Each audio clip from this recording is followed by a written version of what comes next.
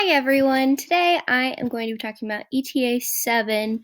The standard we are addressing is geography and how regions can be determined, classified, and compared using data related to various criteria, including landform, climate, population, and cultural and economic characteristics. Obviously, this encompasses a lot, and it's going to have to be broken down. I think that was the first thing I initially thought of when it came to how I was going to teach this standard.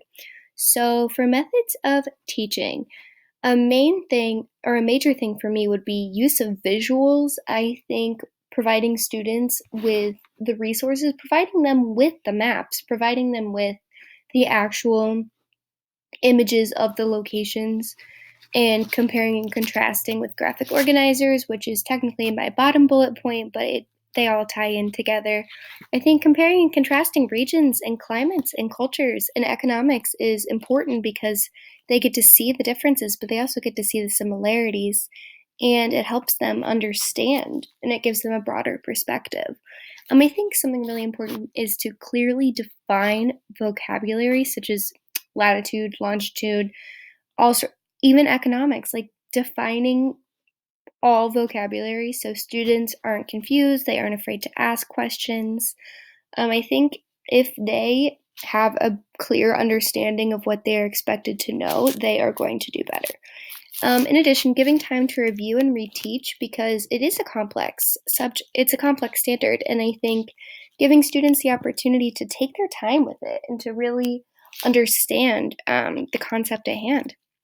Some instructional strategies, graphic organizers for sure. I really like the use of KWL charts. I think they help students accomplish learning, and I think it's a good visual for students to see what they have learned. I think creating learning stations is important, where they get to do a variety of different learning styles, which ties into my next bullet point. Having an opportunity for linguistic learners, visual learners, auditory learners, etc. Incorporating technology is important. The slide that Dr. Kopish gave us as a resource was an incredible. It had an incredible amount of websites and activities for students to do, and I think incorporating technology is really important as well for this day and age. And I think students will want to learn more when they have access to technology. Then lastly, I would say group work because I think students work best when they can put their brains together and they can learn from each other. An example lesson, this resource was in the PowerPoint that Dr. Kopish created. True Size Map, it's a resource for students to just explore relative sizes of different countries. I would have students break into small groups, no more than 4, to explore relative sizes. I would have one Chromebook per table. And then at the end, they would present their findings to the class after the research was conducted. But that is it, everyone, and thank you very much.